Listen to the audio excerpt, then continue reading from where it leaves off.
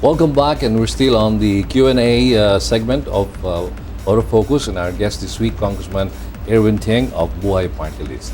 Of course, our topic is the bill that's being introduced in Congress that would give incentives to people or companies that would engage themselves in the manufacture, distribution, and importation of alternative fuel engine vehicles. Okay, Congressman Irwin, basically, let's talk of the electric engine.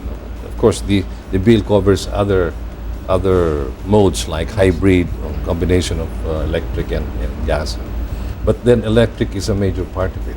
It's ironic that an electric vehicle would do a lot of advantage to us. And the source of this advantage is a problem right now. What I'm saying is right now we have problems about electric power. If we will look at the latest reports, we're supposed to face the possibility of having brownouts again in the country. Now, with this scenario, with this situation, what are the chances of reviving nuclear energy as a source for electricity? That's a good question. Before, there were a couple of some congressmen. They wanted to revive the BNPP, the Bataan Nuclear Power Plant. What they were saying was the technology is still up to date since Korea is still using the same, I think, General Electric or Westinghouse technology. But of course, after what happened to Japan, the idea of opening it up was shut down. But Congress is still open to studying what the benefits are, and of course, what are the pros and cons. There's always the cons. I think one of the problem of the Bataan Nuclear Power Plant is the local government does not want to open it, and at the same time, they were saying that it is located in a fault line. So I think it will take some time before Philippines can have a nuclear power plant. Backtracking a bit, you already mentioned that the refueling costs or recharging costs for an electric vehicle is 50% less than comparable gasoline vehicles. It's also zero emissions, and it seems there are a lot of incentives put in place, exemption from number coding, and then if ever a reduction in excise or importation costs. What do you think is the biggest challenge? How come it hasn't received that much attention? One problem is, especially right now, we have problems with the DAP and the other issues, other national issues. So I think the House, which is the House of Congress, is not prioritizing the bill. With the help of the media and the help of the motoring industry, I think it's high time that we get to pass this bill already. Last Congress, it was discussed, and it came to a point of passing. Almost, they were waiting for the schedule for the bicameral conference, but unfortunately, because of lack of time, it didn't push through. So now we had to refile it again. Now, sir, looking forward, of course, you mentioned the bill will provide these incentives for the manufacturers, the importers, even those in the supporting industries for 10 years. Is that correct? Our prescribed period is 10 years, but it depends on the committee hearing if they want to lessen it to 3 years, to 5 years, at least to 5 years. So we are very flexible with the time frame.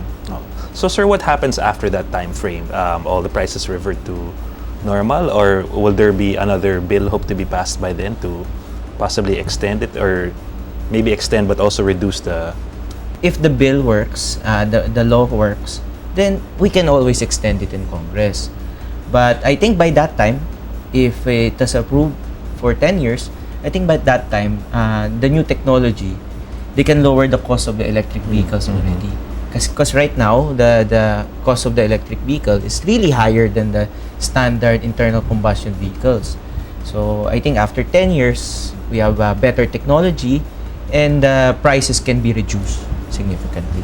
So hopefully with the scale of the greater production and acceptance, it'll yes, I bring think with everything down. that's true. That's Okay, going back to the details of the bill, I understand there are several versions of this. Can you go into the different versions of the bill? For the Senate side, it's like the Congress side also, but for us mainly it's just the time frame. One bill suggested it be 4 years, another 9, another 10. Another one does not have fiscal incentives. It's all non-fiscal, like the allocated parking, charging stations, and exemption from volume reduction. But if you sum up everything, which will happen when we start tackling it in the Committee on Ways and Means, it will be consolidated into one. So, but the gist of the bills are almost the same. Has there been a test case, for example, in other countries or other markets wherein they similarly passed an electric vehicles or alternative vehicles legislation and it worked? The last time I went to the States, they had, even in the malls, they have a specific parking for electronic vehicles. And that's where you can charge. With the way things are going in the US, with so much vehicle sales, I can see that there's a lot of Japanese hybrid vehicles already, and American hybrid vehicles, and even the battery vehicles, the electronic vehicles. So I think it's working outside of the Philippines, so why not, let's try it here. I'm sure before you passed this bill, you've made studies as to the prospect of supply. Would you know if all the automobile companies in the Philippines now would have ample supply of hybrid vehicles, just in case this bill is approved? I think the number one Japanese brand here in the Philippines, they already have the hybrid vehicles. Prius. Yes, so I think if we start doing this, they'll be bringing in more of those, and the prices will be cheaper, maybe half the price. So I guess, and the other Chinese brands are ready, and there's Tesla. I think Tesla, which is it costs like a sports car. So It's a very beautiful electric car. yes, so It runs like a sports car. yes, I think by the passing of this bill, a Tesla is more affordable to people. For example, a price tag of 5-6 million, you can reduce it to half. Okay, if that's all we have as far as questions are concerned, we just have to thank Congressman Irwin here for the time, and we're also very happy to be part of the efforts to promote awareness as far as this bill is concerned. And we would like to enjoin everybody also to help create more awareness so that our legislators will be as dynamic as Irwin here, and really push this hard. Now, before we let you go, Congressman, would you have any message to our viewers relevant to this topic? Please, the camera is yours.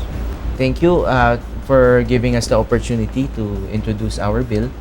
And we would like to ask everyone to help us support and to drum up more support, and to ask your congressman to pass this bill already, because it's a really high time that we have electronic cars in our streets. So everyone will benefit. And we would always say that one of our number one capital, one of our number one product in the Philippines, tourism. So I think one of our trusts is showing other countries how nice the Philippines is and how nice our environment is. So by bringing in electronic vehicles, using electronic vehicles, will be one step already. Thank you. Okay, thank you. That concludes the Autofocus Q&A this week. May I thank our guest motoring journalist, Mr. Inigo Roses, Always a pleasure. and Mr. Ulysses Ang, Thank you very much. for joining us, and of course our distinguished guest on Q&A this week, Congressman Irwin Tieng of Buhay Party List. Thank you very much. Stay tuned for more about the automobile and its industry here on Autofocus, the Philippine Motor Show on television. Thank you. Thank you very much. Thank you, sir. Thank you, sir. And you made very good point. We'll have more personalities relevant to the automotive industry on a spotlight on our future presentations of the Autofocus Q&A.